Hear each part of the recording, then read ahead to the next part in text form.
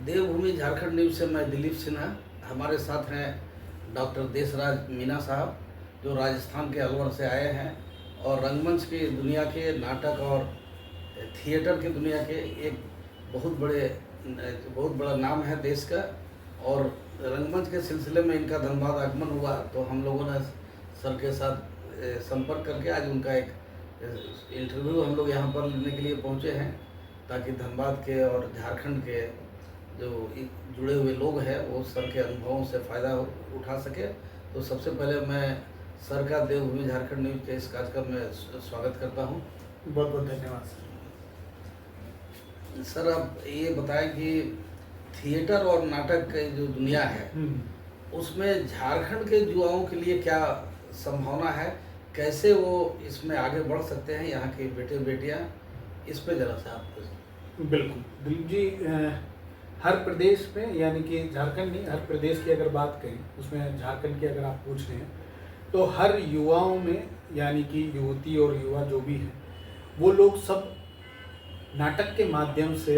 बहुत आगे तक जा सकते हैं। नाटक ऐसा माध्यम है जो कि फिल्म नहीं है, सीरियल नहीं है, वहाँ तक पहुँचने का एक रास्ता हो सकता है। और हम ये कह सकते हैं कि बहुत सारी ऐसी समस्याएं आती हैं जीवन में और हर व्यक्ति के साथ आती है, तो नाटक ही एक ऐसा माध्यम है जो आपको बहुत सारी चीज़ों से बचा लेता है, यानी कि आपको वो सब चीज़ें प्रदान करता है जो आम आदमी के पास नहीं होती। जो नाटक करने वाला होता है उसके बाद वो समझ और वो सोच हो जाती है, समाज के प्रति समझ हो जाती है, व्यक्ति के प्रति समझ हो जाती है, परिवार के प्रति समझ हो जाती है। तो हम ये कह सकते हैं कि जब किसी व्यक्ति में इतनी सारी समझ हो जाती है तो देश के लिए भी होगा, और देश का मतलब है झारखंड के लिए भी होगा, तो पूरे समाज के लिए होगा। तो उस प्रदेश में अगर ऐसे युवा होते हैं तो प्रदेश अपने आप आगे की तरफ जाएगा। झारखंड के युवाओं में हमको, मुझे लगता है कि छोटे छोटे प्रशिक्षण की आवश्यकता है। युवाएं सारे टैलेंटेड हैं, सब में प्रतिभा छुपी हुई होती है, उनको बाहर निकालने का काम नाट्य विधा है वो करता है। तो हर झारखंड के हर जगह पे छोटे छोटे स्कूल्स हैं, छोटे छोटे जो जगह हैं, ढानियाँ हैं, या ऐसे इंटीरियर एरिया हैं जहाँ पे हम उन नाटकों के माध्यम से उनकी प्रतिभाओं को बाहर निकाल कर लाएं और समाज में बताएं कि ऐसे भी प्रतिभा हैं जो एक छोटे से कस्बे से और बड़े लेवल तक जा सकती हैं। झारखंड के लोक नृत्य हैं, गीत है, नटुआ नाच हम कह सकते हैं, बिल्कुल, छौ नहीं नृत्य है, झूमर है, और भी संथाल आदिवासी से कनेक्टेड जो भी उनका नृत्य गीत है, इसको हम राष्ट्रीय स्तर पे कैसे ले जा सकते हैं और क्या इस पहल होना चाहिए? मुझे लगता है कि जब हम लोक नाट्य की या लोक की बात करते हैं तो वो एक जगह पर सीमित रह जाता है। उसके पीछे क्या होता है कि उसमें सरकार का भी महत्वपूर्ण रोल होता है, सरकार के साथ स्थानीय लोगों का महत्वपूर्ण रोल होता है। उसमें क्या होता है कि हमें उन जितने भी लोग ऐसे कलाकार हैं उनको हमेशा प्लेटफॉर्म देने की ज़रूरत है, यानी कि ऐसे मंच उपलब्ध कराने की ज़रूरत है जहाँ से उनको हम एक अलग पहचान दिला सकते हैं।